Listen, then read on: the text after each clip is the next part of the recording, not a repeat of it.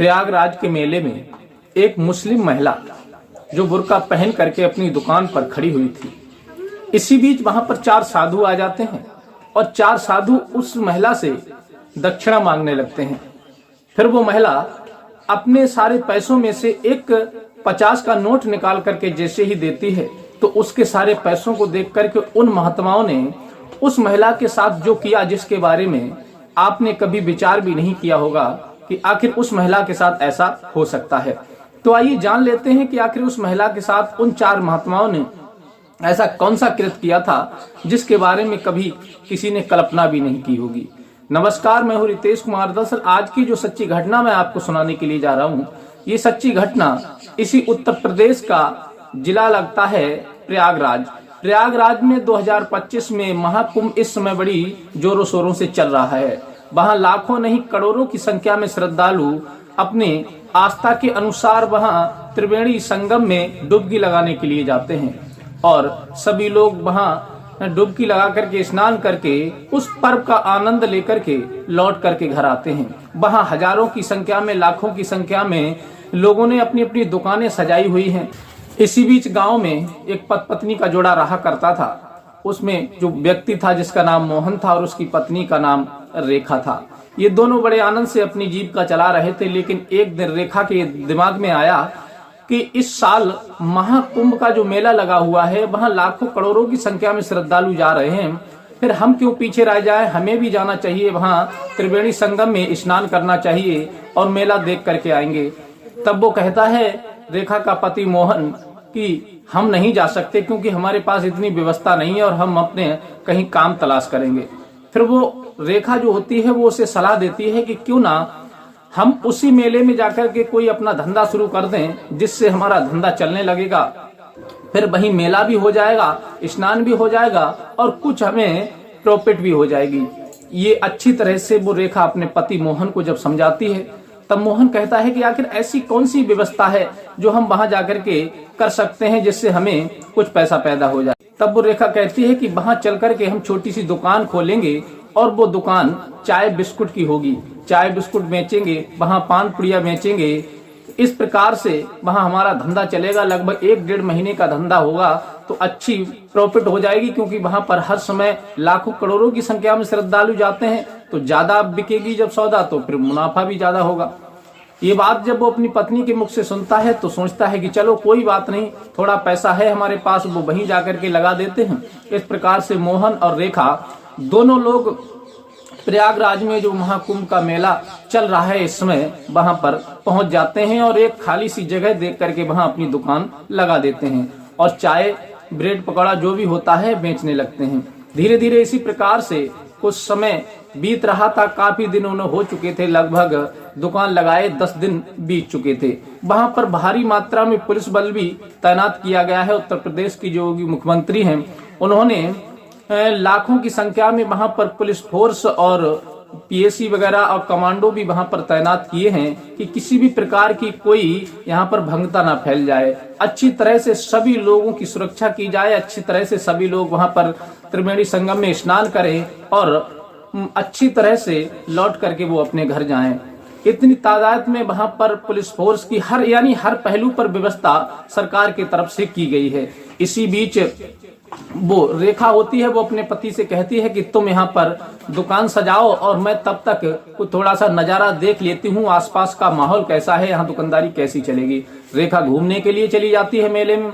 उसका पति मोहन होता है, वो दुकान सजाने लगता है और इसी बीच वहां पर 4 साधु आ जाते हैं और वो साधु जब आते हैं तो उससे कहते हैं कि बेटा, तुमने दुकान लगा ली है और अच्छे से तुम्हारी दुकान भी चल जाएगी, लेकिन इससे पहले कुछ दान दक्षिणा दे दो, महात्माओं के लिए संतुष्ट कर दो, तब तुम्हें अच्छा प्रॉफिट होगा। ये बात जब वो सुनता है तो मोहन कहता है, चलो कोई बात नहीं, पहली बार हमने दुकान खोली है, पहली बार ही भगवान के रूप में हमारी दुकान पर संत आ गए, तो इनका आशीर्वाद मिल जाएगा, इन्हें दक्षिणा दे देंगे तो हमारी शायद दुकान अच्छे से चल जाए।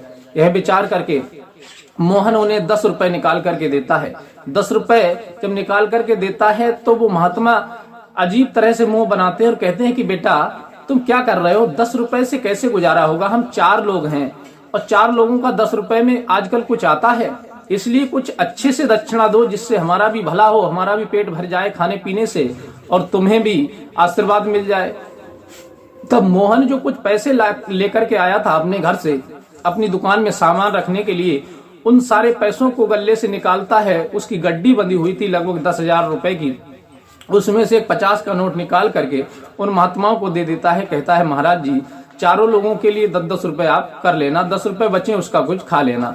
ये बात जब वो महात्मा देखते हैं कि इसके पास तो नोटों की गड्डी है, तैसे ही वो महात्मा पीछे से घूम कर जाते हैं और उस मोहन की मतलब कलाई को पकड़ लेते हैं पीछे को हाथ करके, और दूसरा महात्मा उसके मुंह को बंद कर लेता है और उसके जो गले में पैसे पड़े हुए थे, जो गड्डी थी, वो सब छीन लेते हैं वो महात्मा, और छीनने के बाद वहां से फरार हो जाते हैं। वो बहुत ज्यादा उदास होता है, सोचता है कि ये अच्छा रहा, हम आए थे अपनी बिजनेस करने के लिए, लेकिन यहाँ बिजनेस की जगह पे नुकसान और हो गया। ये ना जाने कौन महात्मा थे, कहाँ के पाखंडी थे जो हमारा सारा पैसा छीन करके ले गए। अब हम इतनी दूर से आए हैं, हमारे पास कोई पैसा भी नहीं है, आखिर कैसे दुकान चलाएंगे, कैसे लौट करके घर जाएंगे। ये भी सोच ही रहा था, बहुत उदास बैठा हुआ था।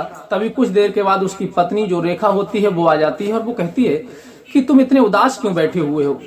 तब उसकी आंखों से आंसू छलकते हैं मोहन के और वो रोता हुआ कहता है, ना जाने तुम कहाँ घूमने के लिए चली गई, और 4 महात्मा आए थे हमसे भिक्षा मांगने के लिए, उन्हें हमने कुछ पैसे निकाल करके दिए तो उन्होंने हमें बंधक बना लिया इसी दुकान में, और जितने भी पैसे थे वो सब छीन करके यहाँ से ले गए।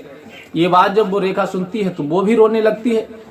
आखिर रोने वाली बात ही है, उनके पास दूसरा कोई रास्ता भी नहीं था, धन भी नहीं था।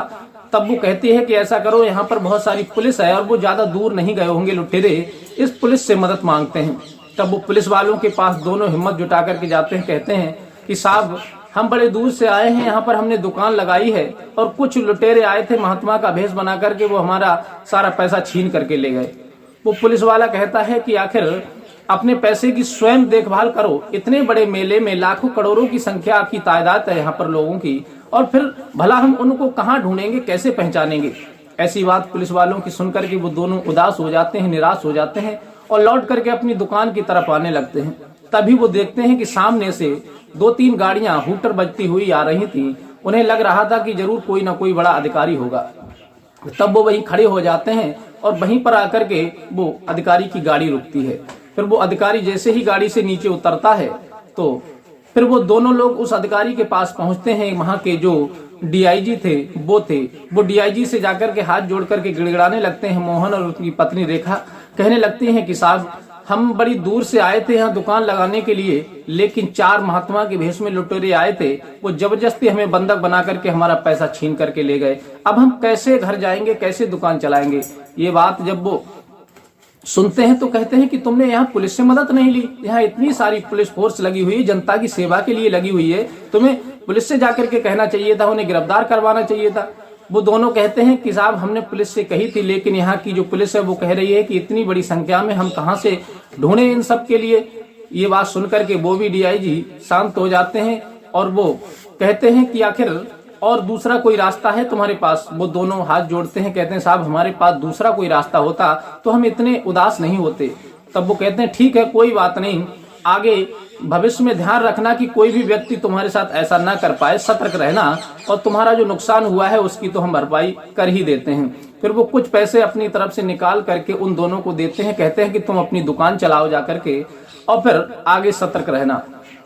फिर वो दोनों तो चले जाते हैं। मोहन और रेखा अपनी दुकान पर जाकर के चाय बना करके बेचने लगते हैं और इधर डीआईजी के दिमाग में आता है, वो तुरंत वहीं के एसएसपी को फोन करते हैं और कहते हैं कि यहाँ पर एक दुकानदार गरीब के साथ में ऐसा कृत हुआ है, ऐसी घटना घटी गई है और इसका जल्दी से खुलासा करो कि आखिर ये गिरोह कहाँ की आई हुई है, ये वास्तविक महात्मा है या फिर महात्मा के भेष में कोई यहाँ पर गिरोह घूम रहा है। वहां के एसएसपी तुरंत वहीं एक महिला जो होती है दरोगा पद पर पोस्ट होती हैं, उन्हें बुलाते हैं और कहते हैं कि तुम हमारा सहयोग दो, जैसा मैं करूंगा वैसे ये सर्च ऑपरेशन चलाया जाएगा, जहां पर जितने भी भ्रष्ट घूम रहे हैं, लूटखोर घूम रहे हैं, उन्हें के लिए गिरफ्तार करने का यही एक उपाय है।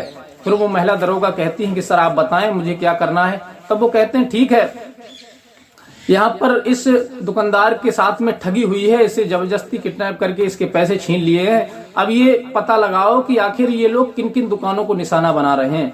तब वहां जब इंक्वायरी की जाती है तो वो देखते हैं माहौल को कि यहाँ पर इसकी दुकान अकेले में है, सभी लोग इधर उधर हट जाते हैं, नाइट में यहाँ पर दुकानें कोई रहती नहीं है, सब लोग अपनी अपनी दुकानें बांध करके चले जाते हैं, इनका खोखा लगा हुआ है। तो वो लोग ऐसे ही दुकानदारों को निशाना बनाते हैं जहां पर कोई भी व्यक्ति रात में रहता नहीं है। तब वो एसपी साहब कहते हैं कि देखो मैडम जी, आप एक बुर्का पहन लो और मुस्लिम महिला बन करके एक दुकान पर चलो, वहां पर तुम खड़ी हो जाना। तब वो एक दुकान को तलाश करते हैं कि ऐसी कौन सी दुकान है जहां पर जाकर के तुम्हें खड़ा किया जाए। फिर वो आगे बढ़ करके जाते हैं, वहां पर एक दुकान होती है, कॉस्मेटिक की दुकान होती है। उस कॉस्मेटिक की दुकान पर उस दुकानदार से एसपी साहब कहते हैं कि तुमको एक दिन के लिए अपनी दुकान नहीं चलानी है, यहाँ पर हमारी जो दरोगा है ये बुर्का पहन करके खड़ी होगी, तुम्हारा जो भी सामान बिकेगा उसका पैसा तुमको दिया जाएगा, आप निश्चिंत रहो, कोई भी आपका सामान गड़बड़ नहीं होगा।